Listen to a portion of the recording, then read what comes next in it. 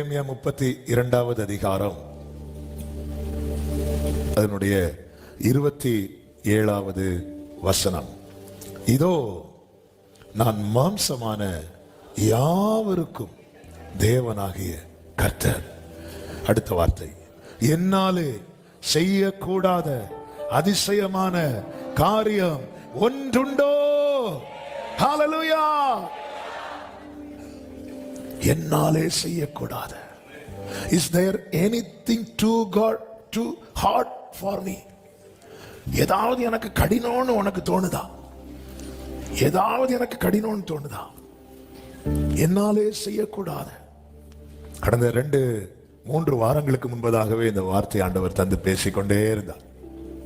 ஒரு ஃபாஸ்டிங் பிரேயர்ல பேசலாம் என்று அந்த வார்த்தையை திரும்ப மெடிடேட் பண்ண, ஆனால் ஆவியானவர் பலமாய் ஃபோர்ஸ் பண்ணிட்டே இருந்தார்.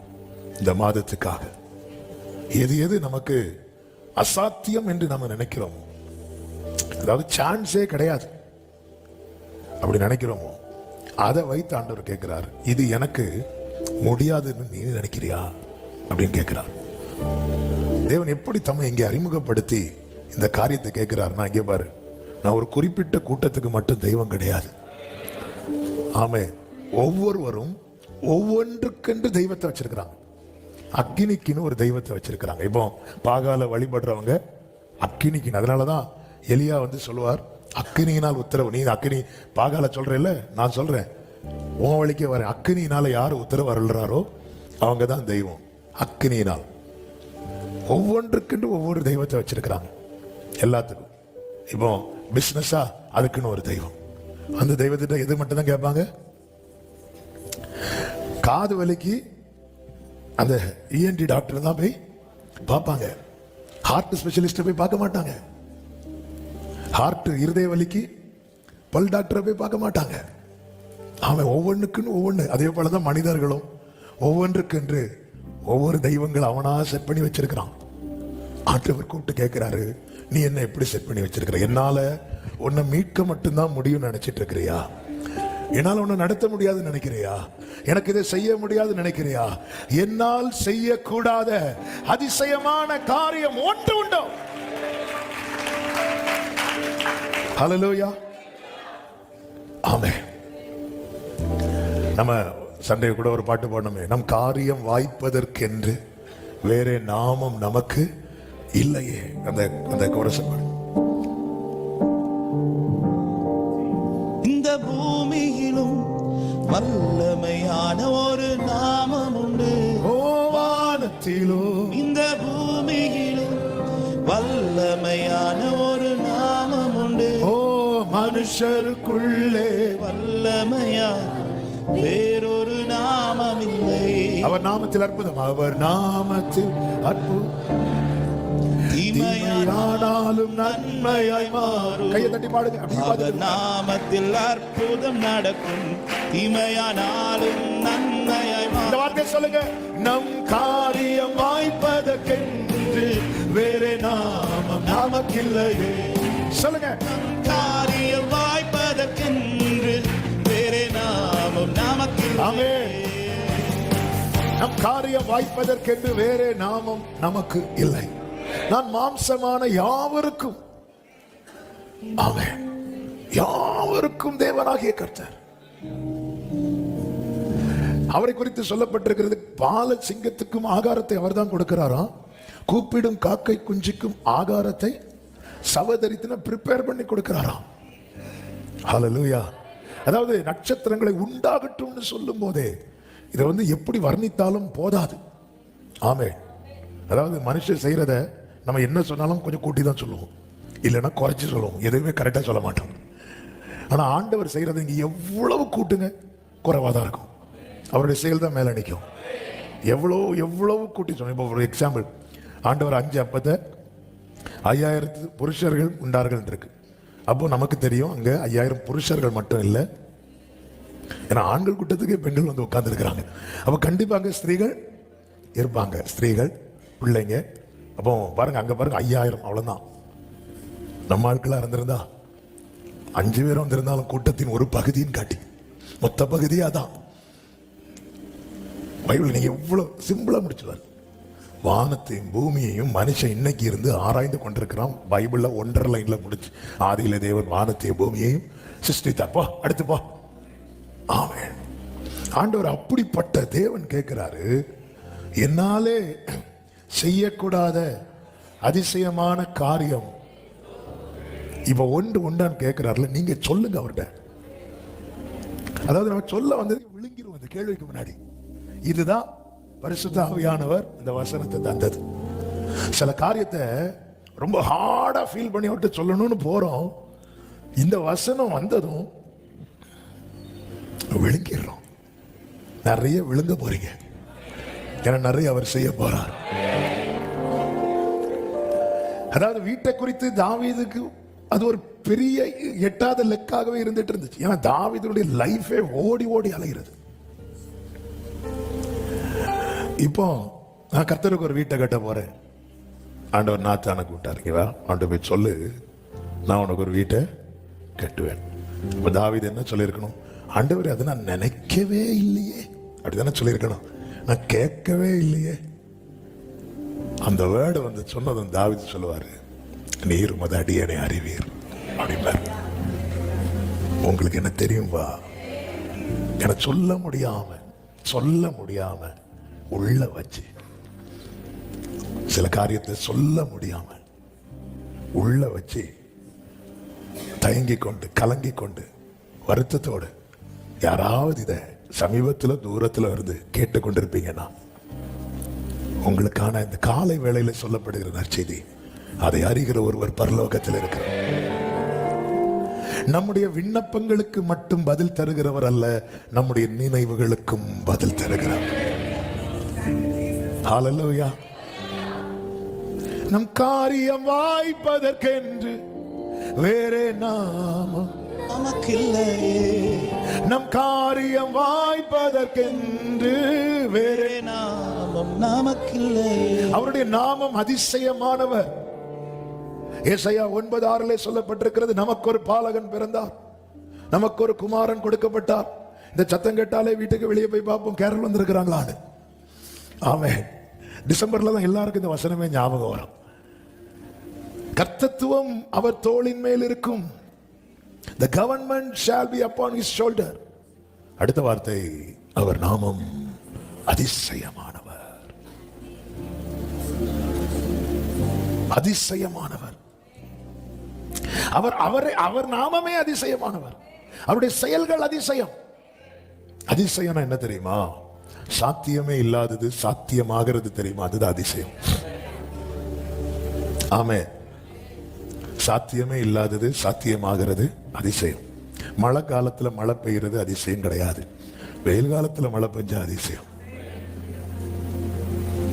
ஆமே. ஏதேன்ல தண்ணீர் பாய்றது அதிசயம் கிடையாது, வனாந்திரத்துல தண்ணீர் பாய்ஞ்சுன்னா அது அதிசயம். சவுலின் மகன் யோனத்தான் ராஜாவாய் மாறுகிறது அதிசயம் கிடையாது, ஆனா குடும்பத்தாரால கூட ஒதுக்கி வைக்கப்பட்ட தாவீது ராஜாவா இருப்பது அதிசயம்.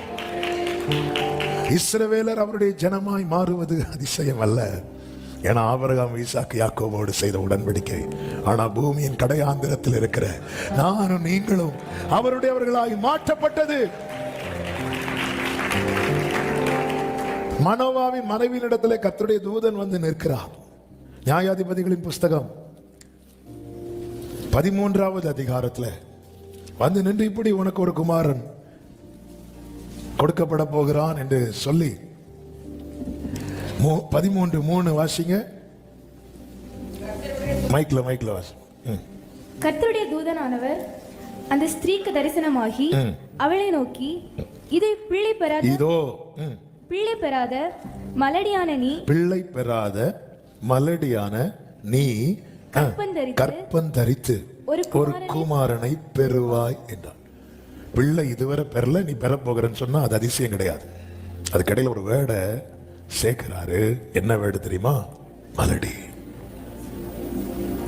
அதன் அர்த்தம் என்ன?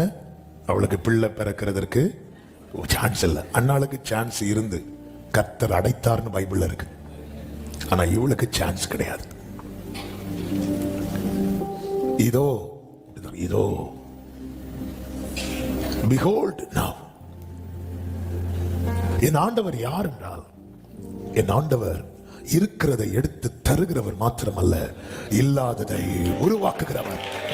என்னால் செய்யக்கூடாத அதிசயமான காரியம் ஒன்று உண்டோ?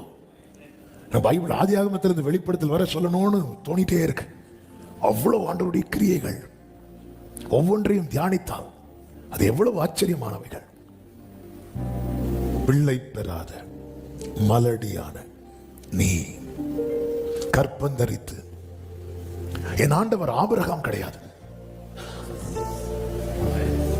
என் ஆண்டவர் சாராளும் கிடையாது. கொஞ்ச நாள் காத்திருந்து முடியாதவங்க இன்னொன்னு ட்ரை பண்றதுக்கு என் ஆண்டவர் சர்வ வல்லவர்.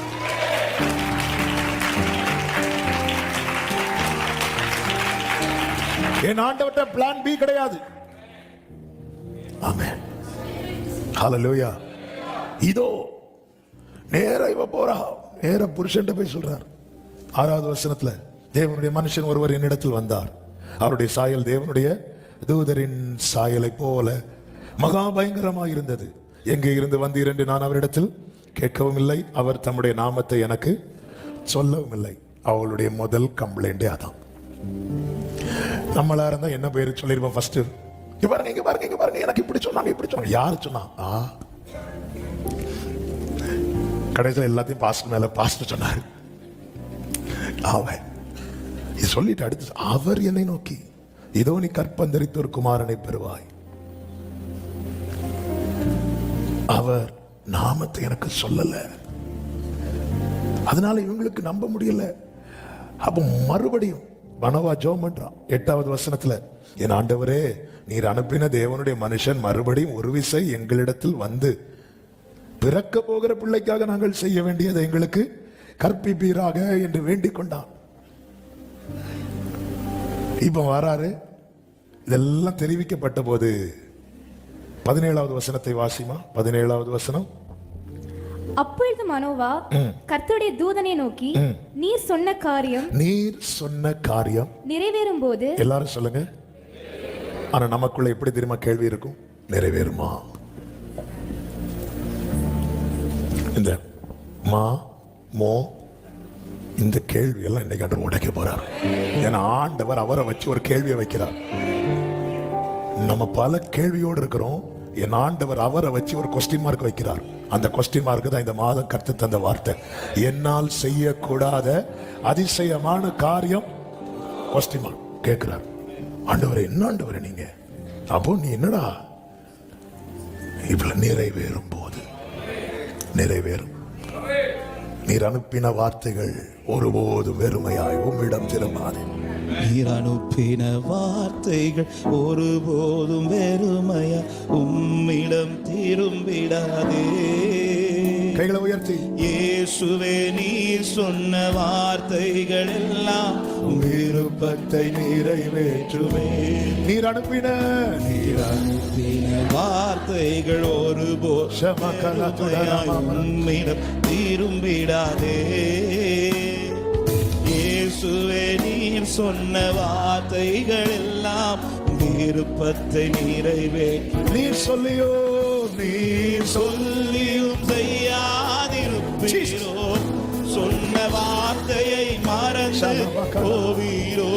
நீர் சொல்லியும் செய்யாதிருப்பீரோ, சொன்ன வார்த்தையை மறந்து போவீரோ.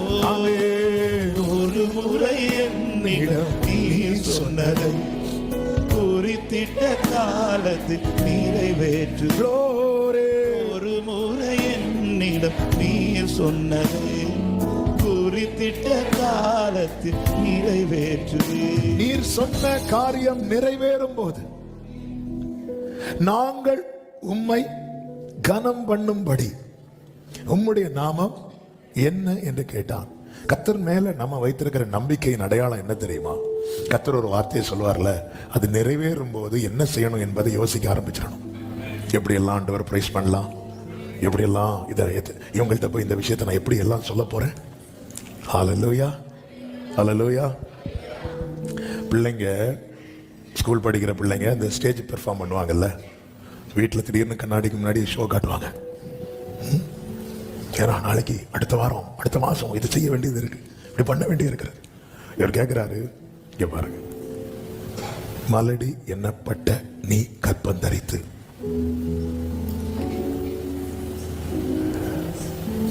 அதாவது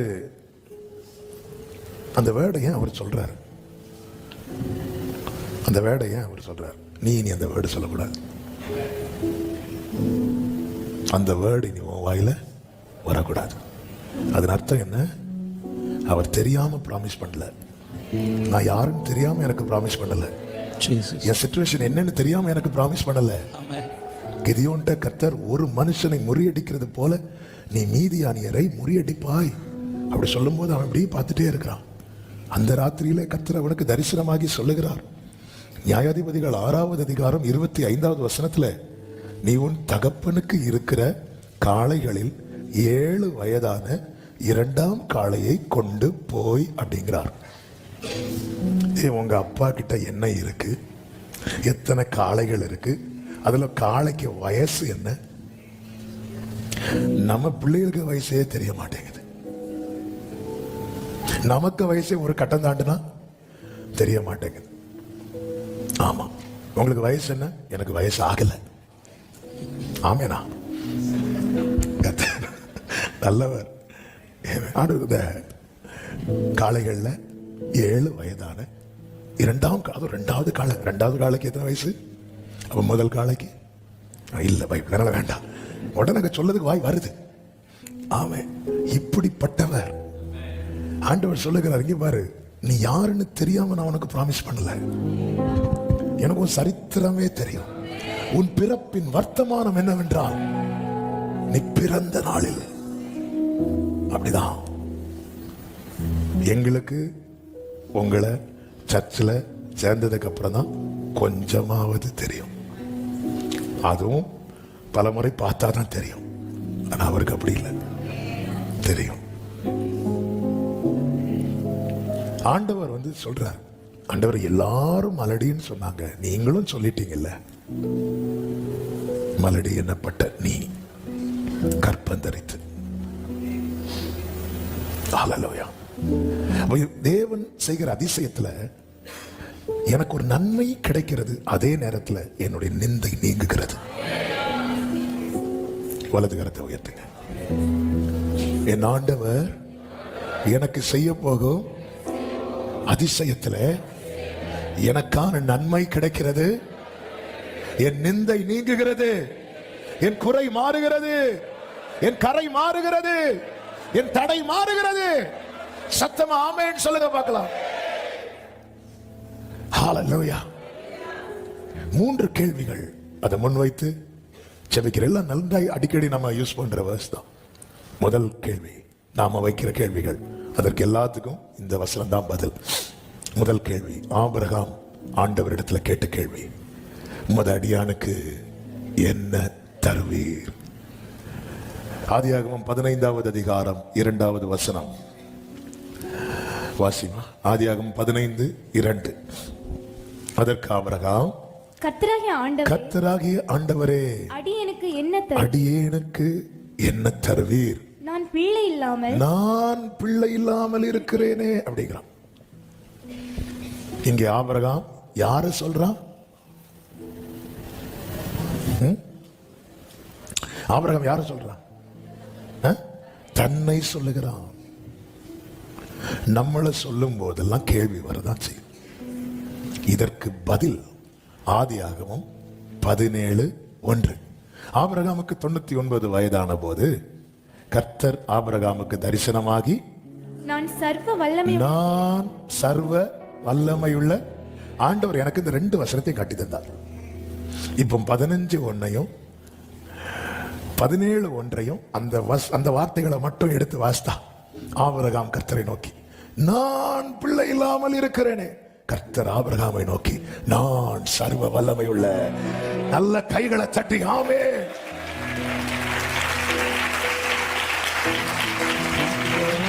கிரகிக்க முடியா காரியம் செய்வே சர்வஞானியே உம்மை. நீங்க இந்த 2 வசனத்தை மெடிடேட் பண்ணணும். ஹோம்வொர்க். இந்த நான் ஆபிரகாம் சொல்லி என்னென்ன இல்லைன்னு சொன்னானோ அதுக்கெல்லாம் அவர் கொடுக்கிற பதில பாருங்க. நான் சர்வ வல்லமை உள்ள தேவன். ஆண்டவர், நான் வாபஸ் வாங்கிறேன். நீ ஃபுல்லா ஒன்னையே நினைச்சிட்டு ஒன்னையே சொல்லிட்டு இருக்கிறனால தான் ஒரே கேள்வி மேல கேள்வியா இருக்கு. என்ன தருவீர்? ஹல்லேலூயா. நான் பிள்ளை இல்லாமல் இருக்கிறேனே, நான் சர்வ வல்லமை உள்ள தேவன். ஆபிரகாம் அடுத்த வசனத்தை நீங்க பாத்தீங்கன்னா பொத்துன்னு கிடப்பாரு. அடுத்த வசனம் வாசிமா 2:3 முகம் குப்புற விழுந்துட்டு இருக்குமே. அப்பொழுது ஆபிரகாம் அவ்வளவுதான். ஹல்லேலூயா. ஆண்டவரே, நான் ஆண்டவர் அங்க இருந்து நான் நான் பிள்ளை இல்லாமல் இருக்கிறேன். ஆண்டவரே, நான் பலன் இல்லாமல் இருக்கிறேன். நான் சர்வ வல்லமை உள்ள தேவன். ஆண்டவரே, நான் சோர்ந்து போகிறேனே, உன் தேவனாகிய நான் சோர்ந்து போவதும் இல்லை, இளைப்படைவதும் இல்லை. என்ன தருவீர் என்ற கேள்விக்கு எனக்கு முடியாதுன்னு நினைக்கிறியா? இந்த நாளிலே இந்த வார்த்தையை வைத்து ஆண்டவர் சொல்ல விரும்புகிற செய்தி இதுதான். நீ ஒன்னையே யோசித்து யோசித்து யோசித்து யோசித்து வாழ்க்கை ஃபுல்லா கொஸ்டின் மார்க்கா இருக்கு. நீ என்ன யோசித்து யோசித்து யோசித்து நம்பிக்கையில் உறுதியாரு. ஆபிரகாம் தன்னை சொல்ல சொல்ல சொல்ல விசுவாசத்துல தளர்ந்து வாக்குத்தத்தத்தை விட்டு அவன் பார்வையை மாட்டுகிறான். லோத்து மாட்டி போய் விட்டான். அடுத்து ஆபிரகாம் மாட்டுகிறான். ஆண்டவர் பார்வையை மாத்த விடல, பிடிச்சு வைக்கிறார். நம்ம எல்லாம் நிறைய மாத்திட்டோம் பார்வையை. வேண்டாண்டவரே, எலியேசர், இஸ்மவேல் பிடிச்சு நிறுத்தி, ஆமென், சிலத கம்பல் பண்ணி பார்க்க வச்சிட்டு இருக்கிறார் அவர்.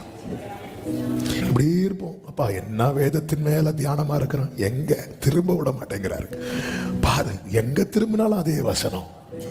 சரி, இனி கொஞ்ச நாளைக்கு இந்த சாப்டரை தொடக்கூடாதுன்னு சர்ச்சுக்கு வந்தா வாக்குத்தத்த வசனமே அதுதான். சரி, நம்ம இங்க கேட்டதுனால நம்ம விஷயம் தெரிஞ்சு பேசுவாங்க. நம்ம வேற செய்தி ஏதாவது பார்க்கலன்னா அங்கேயும் அவருக்கு அதுதான் வார்த்தை. வேண்டாம்பான்னு சொல்லிட்டு சர்ச்சை விட்டு வெளியே போலான்னு பார்த்தா ஃப்ரெண்டில் ஒரு லாரி இடிக்கிற மாதிரி வரும். ஆனால் அதில் எழுதியிருக்கும் வார்த்தை, எங்க போனாலும் துரத்துவேங்கிறது மாதிரி. ஆண்டவரே, நான் இப்படி இருக்கிறேனே. ஆண்டவர் சொல்ல, நான் எப்படி இருக்கிறேன் தெரியுமா?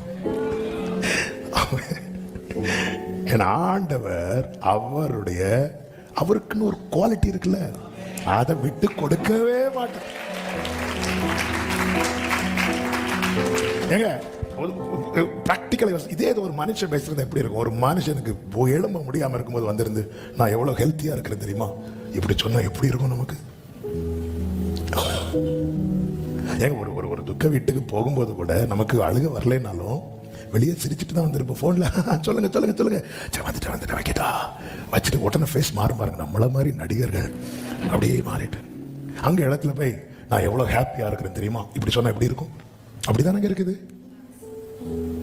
இந்த இடத்துல மனுஷன் சொன்னா அது நம்மளை காயப்படுத்தும். அவர் சொல்றாருன்னா, அவர் ஒண்ணு சொல்றாருன்னா அது எனக்கும் சேர்த்துதான். இதுதான் என் ஆண்டவர். அவர் கடல் மேல நடக்கிறது பேதுருவே உன்னையும் நடக்க வைப்பதற்காக. அவர் சர்வ வல்லவர் என்று தம்மை வெளிப்படுத்துகிறார் என்றால் உன் வாழ்க்கையில எல்லாம் அவர் செய்வதற்காக, செய்ய போகிறதற்காக. அதனாலதான் ஹல்லேலூயா, இயேசுவின் பிறப்பு. நம்ம வீட்டுல ஒரு குழந்தை பிறந்தா நம்ம வீட்டார் சந்தோஷப்படுவாங்க இல்ல? ஹல்லேலூயா. நம்ம வீட்டுல ஒரு குழந்தை பிறகுன்னு சொல்லிட்டு பக்கத்து வீட்டுல லட்டு சாப்பிடுவாங்களா? பெரிய பிரச்சனை ஆயிரும் இல்ல. ஆனா இயேசுவின் பிறப்பை சொல்லும் போது இன்று உங்களுக்கு சந்தோஷத்தை உண்டாக்கும். யோசேப்பு அவங்களுக்கு தெரியுமா? மரியாதை தெரியுமா? இயேசுவை தெரியுமா? தெரியாது. ஆனா சம்பந்தமே இல்லாதவர்கள்ட்ட போய் உங்களுக்கு சந்தோஷம். அந்த சந்தோஷம், அந்த பிறப்பு சம்பந்தம் இல்லாதவர்களை சம்பந்தப்படுத்திட்டு ஆண்டவர் நான் பிள்ளை இல்லாமல் இருக்கிறேன், நான் எப்படி இருக்கிறேன், நான் எப்படி இருக்கிறேன் தெரியுமா? ஆமென். அந்த இடத்துல தான் ஆபிரகாம் விழுறான். என்னால் ஒன்றும் கூடாதென்று என்னை நான் தந்து வலது கையை உயர்த்தி கண்களை எடுத்து உம்மாலெல்லாம் கூடுமென்று உம்மை நான் நம்பியுள்ளேன். எல் ஷடாய் சர்வ வல்லவரே, எல்லாம் செய்பவரே, இல்லாதவைகளை இருக்கின்றன, அரவணைப்பவரே. சொல்லுங்க.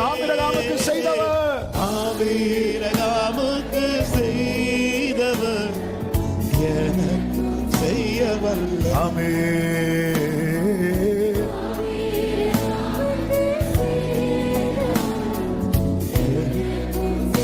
ஆமென்.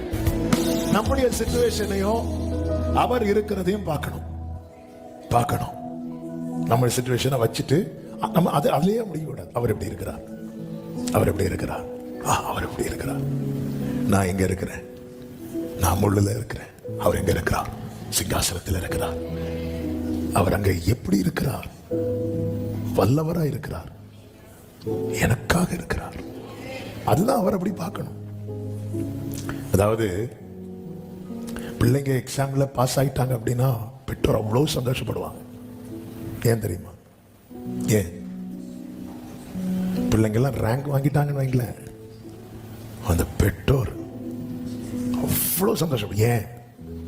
ஏன்னா இந்த பிள்ளைங்க தான் அவங்களுடைய எதிர்காலம்.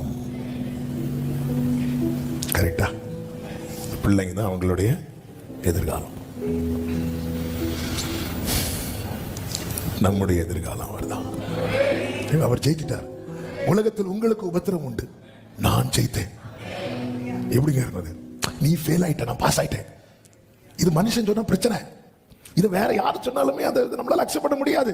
ஆனா சீசர்கள் எப்படி திடப்படுத்துறேன்னா, உனக்கு உபத்திரம் உண்டு, நான் ஜெயிக்கிறேன். ஆண்டவர் நான் பிள்ளை இல்லாம இருக்கிறேன், நான் சர்வ வல்லமை உள்ள தேவன். ஆண்டவர் தம்மை வெளிப்படுத்துகிறார் என்றாலே அவர் தம்மை நம்மோடு இணைக்க விரும்புகிறார். அவர் சொல்றார், ஏன் வெற்றியை நீ உன்கிட்ட இணைத்துக்கொள். உன் தோல்வியில நான் பங்கெடுக்கிறேன், உன் துக்கத்துல நான் பங்கெடுக்கிறேன். என்னால் செய்யக்கூடாத அதிசயமான காரியம் ஒன்று உண்டு. நேரம் போயிட்டு இன்னும் 2 வாயை திறந்து சொல்லிவிட்டு இரண்டாவது கேள்வி, மரியாள் கேட்ட கேள்வி, இது எப்படி ஆகும்? லூக்கா 1:34 வாசிக்க வேண்டாம். இது எப்படி ஆகும்? எப்படி ஆகும் கேட்டதும் எனக்கு இந்த வசனம் நல்ல தெரிந்த வசனம். ஆனாலும் ஆவியானவர் அந்த பேசுற அந்த சமயத்தை கேட்ட விதத்தில் பேசும்போது எப்படி ஆகணும். இப்போ ஒரு சாத்தியம் இல்லாத காரியத்தை நம்ம செய்யலான்னு ப்ராமிஸ் பண்ணா கூட நம்ம கிட்ட எப்படி செய்ய போறீங்க கேட்டா 1 செகண்ட் யோசிப்போம். ஆமாவா இல்லையா? ஆமா, 1 செகண்ட் யோசிப்போம். ஆனா இது எப்படி ஆகும் கேட்டதும் தூதன் பரிசுத்தாவி உண்மையில் வரும், உன்னதமானுடைய பலம் உண்மையில் நிழலிடும், ஆதலால் உன்னிடத்தில் பிறக்கும் பரிசுத்தம் உள்ளது, தேவனுடைய குமாரன் எனப்படும். இதோ உனக்கு இனத்தாளா இருக்கிற எலிசபெத்தும் தன் முதிர் வயதில் ஒரு புத்திரனை கற்பந்தரித்து இருக்கலாம் சொல்லிட்டு இருக்கிறார். ஒரு வழியே சொல்லல, பல காரியத்தை சொல்லிட்டே இருக்கிறார். பல காரியத்தை சொல்லிட்டு இருக்கிறார். சொல்லும் போது இந்த மரியாளும் எலிசபெத்தும், மரியாளு சின்ன பொண்ணு, 20 வயசு கூட ஆகல. எலிசபெத்தோ மொத்த வயசானவங்க. ரெண்டுக்கும் ஏணி வச்சா எட்டாத ஜெனரேஷன் கேப் இருக்கு. அங்க செஞ்சுட்டு இங்க செய்ய வர்றாரு. சொல்லிட்டு அடுத்த வார்த்தை சொல்றாரு, தேவனால் கூடாத காரியம் ஒன்றுமில்லை. என் ஆண்டவருக்கு வயசு மேட்டர் கிடையாது, சூழ்நிலை மேட்டர் கிடையாது, அது ஒரு விஷயமே கிடையாது. பாரு, பரிசுத்தாவி உன்மேல் வரும், பரிசுத்தாவி உன்மேல் வரும். ஏன் இந்த தூதன் இந்த வார்த்தையை சொல்ல காரணம்? என மரியாளுக்கு பைபிள் தெரியும், அவள் காத்திருந்தவள். எனவேதான் வார்த்தை வந்ததும் அவள் சிந்திக்க ஆரம்பித்தாள். சொல்லப்பட்ட தீர்க்க தரிசன வார்த்தை என்ன? இது பலத்தினாலும் அல்ல, பராக்கிரமத்தினாலும் அல்ல, தேவனுடைய ஆவியினாலேயே. அந்த தீர்க்க தரிசன வார்த்தை இப்பொழுது தூதன் வந்து சொல்லுகிறான், இங்க பாரு, பரிசுத்தாவி உன்மேல் வரும். அப்ப மரியாளுக்கு தெரியுது, பலத்தினாலும் பராக்கிரமத்தினாலும் முடியாத ஒன்றை ஹோலி ஸ்பிரிட் எனக்காக செய்ய போகிறா.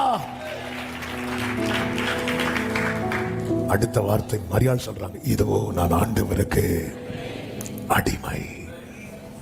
அந்த கேள்வி அங்க அடி வாங்கிட்டு அவர் ஹோலி ஸ்பிரிட் பரிசுத்தாவி வரும். அவ்வளவுதான். பரிசுத்தாவியானுடைய செயல் என்ன? எந்த பலத்தினாலும் எந்த பராக்கிரமத்தினாலும் முடியாததை அவர் சிம்பிளா செஞ்சுட்டு போயிட்டே இருப்பார். அவர் ஆழத்தில் இருக்கிற இருள ஹோலி ஸ்பிரிட் வந்து தள்ளுன்னு தள்ளல, அவர் சும்மா அப்படி அசைவாடிட்டே இருந்தார். அவ்வளவுதான். இருளு அதான் உன்னதத்திலிருந்து வரும் பலன். இதோ நான் ஆண்டவருக்கு அடிமை, அவ்வளவு நடக்கும், நடந்தாச்சு. வயசான எலிசபெத், சின்ன பொண்ணு மரியாள், 2 பேர் வாழ்க்கையிலும் கிரிய நடக்குது. அவ்வளவுதான், எல்லாம் முடிஞ்சது. இனி இல்ல, கர்த்தர் எல்லாம் செய்ய வல்லவர். என்னால் செய்யக்கூடாத அதிசயம் ஒரு காரியம் உண்டு. 3வது தாவீது கேட்கிற ஒரு கேள்வி, 42வது சங்கீதம் 2வது வசனம். நான் எப்பொழுது தேவனுடைய சந்நிதியில் வந்து நிற்பேன். அதை நான் இப்படி சொல்ல விரும்புகிறேன், என்னைக்கு ஆண்டவரே சாட்சியா நிறுத்த போறீங்க? என்னைக்கு ஆண்டவரே நிக்க வைக்க போறீங்க? 3வது வசனம், உன் தேவன் எங்கே என்று அவர்கள் நாள்தோறும் என்னிடத்தில் சொல்லுகிறபடியால் இரவும் பகலும் என் கண்ணீரே எனக்கு உணவாயிற்று.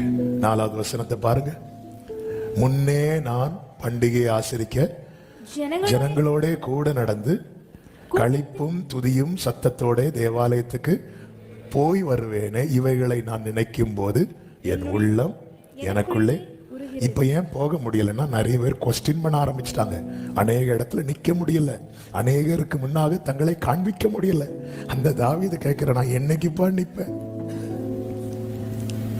அவ்வளவுதான் ஆண்டவரே, என் வாழ்க்கையே இப்படி 4 பேருக்கு மறைந்து மறைந்து ஒளித்து ஒளித்து போறது தானா? நான் என்னைக்கு நிற்பேன்? ஒரு காலத்துல நின்ன, ஆனா இன்னைக்கு இரவும் பகலும் கண்ணீரே எனக்கு உணவா இருக்கிறது. ஆனால் இதே தாவீது 40வது சங்கீதம் 1, 2, 3 வசனங்களிலே, கர்த்தருக்காக பொறுமையுடன் காத்திருந்தேன், அவர் என்னிடமாய் சாய்ந்து என் கூப்பிடுதலை கேட்டார். அடுத்த வசனம், பயங்கரமான குழியிலும் உளையான சேற்றிலும் இருந்து என்னை தூக்கி எடுத்து. எல்லாரும் சொல்லுங்க, அப்படி சொல்லணும், கரெக்டா சொல்றீங்க. அவன் வசனம் அப்படிதான் படிக்கணும். ஏன்னா பயங்கரமான குழி, இந்த பொத குழிலாம் சொல்லுவாங்க இல்ல, அதுல ஒருத்தன் மாட்டிட்டானா மாட்டினதுதான். இன்னொரு நபர் தூக்காம வெளியே வர முடியாது. ஆனா நம்ம தூக்கும்படி கேட்கிற அத்தனை பேரும் நம்மளை விட முங்கிட்டு இருக்கான். தக்கலம் பக்கத்துல எங்க அப்பாவுக்கு ஒரு வாட்டி ஆக்சிடென்ட் ஆச்சு. 2 வீலர்ல அவங்களுக்கு ஒரு கைனெட்டிக் கோட்டா உண்டு, அதில் போயிட்டு இருக்கும்போது ஆக்சிடென்ட் ஆகி எங்க அப்பாவுக்கு ஒரு சைடு காலில் அடிபட்டு கீழே விழுந்து கிடக்குறாங்க. பக்கத்துல ஒருத்தர் நிற்கிறார். அவர் கையை பிடிச்சிட்டு எழும்புறதுக்காக கையை பிடிச்சோன்னு அவர் கையை தட்டி விட்டார். எங்க அப்பாவுக்கு வலி தாங்க முடியல, எழும்பி நின்று, ஐயா எனக்கு காலில் பாருங்க, இந்த காலில் அடிபட்டதுனால தானே உங்க கையை நான் பிடிச்சு, நீங்க இப்படி ஒரு மனசாட்சி இல்லாம தட்டி விடுறீங்களேன்னு அவர் வேஷ்டி கட்டியிருந்தார். அவர் அப்படி வேஷ்டியை மெதுவா விலக்கி காட்டுறார். அவருக்கு 2 கால்லையும் பிளேட் வச்சிருக்கு. அவர் சொல்றாரு, உங்களுக்கு ஒரு காலில் தானே அடி, எனக்கு 2 காலில் அடி. எங்க அப்பாவுக்கு அங்கேயே சிரிப்பு வந்துட்டான். நம்ம நிறைய பேர்கிட்ட இப்படிதான் கையை பிடிக்கிறோம். ஆமே, ஐயோ எனக்கு கை வலிக்குது, ஒரு ஆள்கிட்ட போய் சொல்ல, அவர் தள்ளி போவியா, எனக்கு இந்த கை மரத்து 2 வாராச்சு. நம்ம இப்படிதான் போய் கேட்கிறோம். அதனாலதான் கர்த்தருக்காக பொறுமையுடன் காத்திருந்தேன். பயங்கரமான குழி, என்னை தூக்கி எடுத்து அவர் கேட்கிறார், நான் என்னைக்குப்பா நிப்பேன்? ஹல்லேலூயா. நின்னதல்ல நாம், தெய்வம் நம்மை நிறுத்தியதா.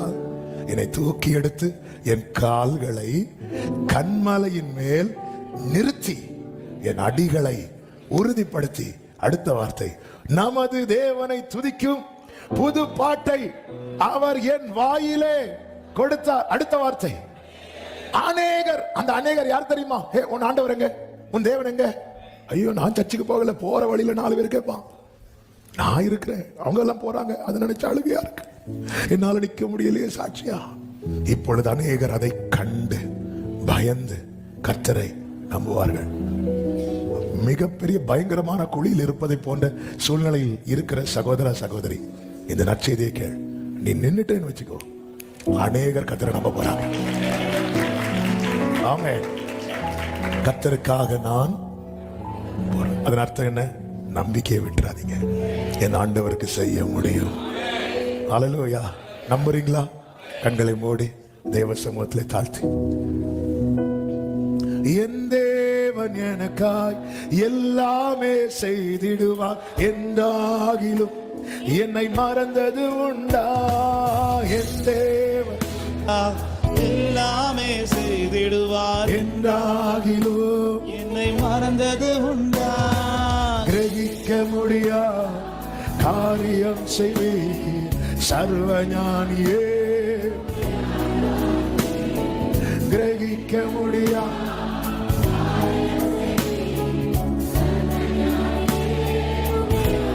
என் இயலாய்மையில்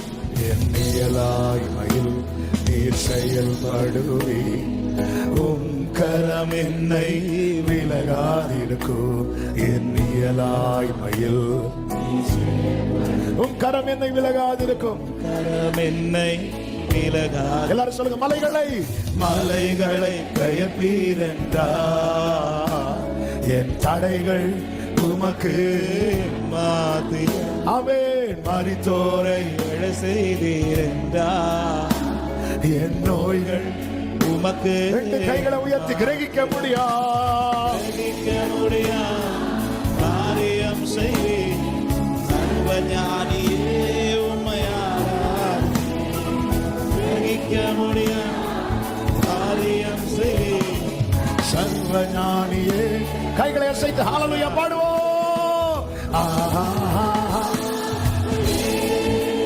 glory amen jesus shalom kadarama udarama bro.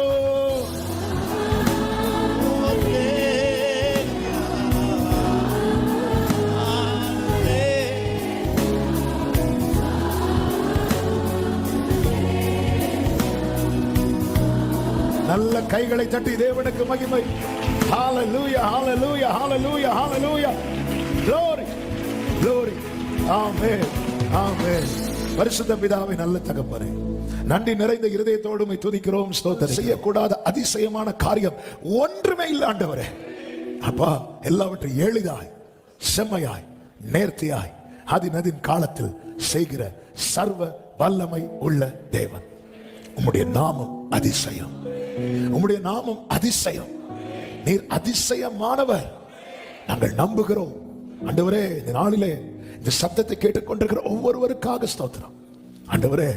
என் தேவனால் செய்யக்கூடாத அதிசயமான காரியம் ஒன்றுமே இல்லை என்பதற்கு அடையாளங்களாக நீர் உம்முடைய பிள்ளைகளை நிறுத்துவீராக. கர்த்தர் ஆளுகை செய்யும். ஆசீர்வாதமா இருக்க கிருபை செய்யும். ஊழியங்களை ஆசீர்வதியும். சபை ஊழியங்கள், வெளி ஊழியங்கள் எல்லாவற்றையும் நீர் பொறுப்படுத்தி நீர் ஆளுகை செய்து மகிமைப்படும். போக்கில் வரத்திலும் ஒவ்வொருவரையும் கண்மணி போல காத்துக்கொள்ளும். கையின் கிரியைகளை ஆசீர்வதிங்க. ஒவ்வொரு குடும்பத்திலும் அதிசயங்களை காண பண்ணி கலிகூற பண்ணும். பிள்ளைகளுக்காக ஸ்தோத்திரம்.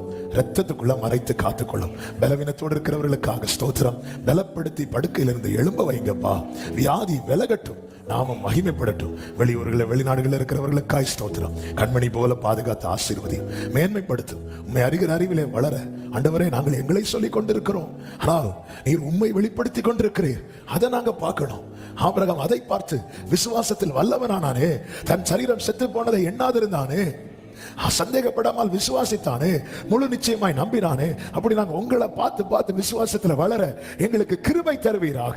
தாழ்த்தி அர்ப்பணிக்கிறோம். மகிமை கனம் துதி ஸ்தோத்திரங்கள் அனைத்தும் ஒருவருக்கே செலுத்துகிறோம். இரட்சகர் இயேசு கிறிஸ்துவின் நாமத்தில் பிதாவே, ஆமென். செய்து சொல்லுவோம். என் ஆத்துமாவே என் முழு உள்ளமே அவருடைய பரிசுநாமத்தை ஸ்தோத்திரி. என் ஆத்துமாவே கர்த்தரை ஸ்தோத்திரி. கர்த்தர் செய்த சகல உபகாரங்களை மறவாதே. ஆமென். நம்முடைய கர்த்தராகிய இயேசு கிறிஸ்துவின் கிருபையும் பிதாவாகிய தேவனுடைய அன்பும் பரிசுத்த ஆவியானவருடைய ஐக்கியமும் சிநேகமும் பாதுகாவலும் நம் அனைவரோடும் எல்லா பரிசுத்தவான்களோடு கூட கர்த்தருடைய வருகை மட்டும் தங்கி இருப்பதாக. ஆமென். ஹalleluya. God bless you. கர்த்தர் உங்களை ஆசீர்வதிப்பாராக. ஆமென்.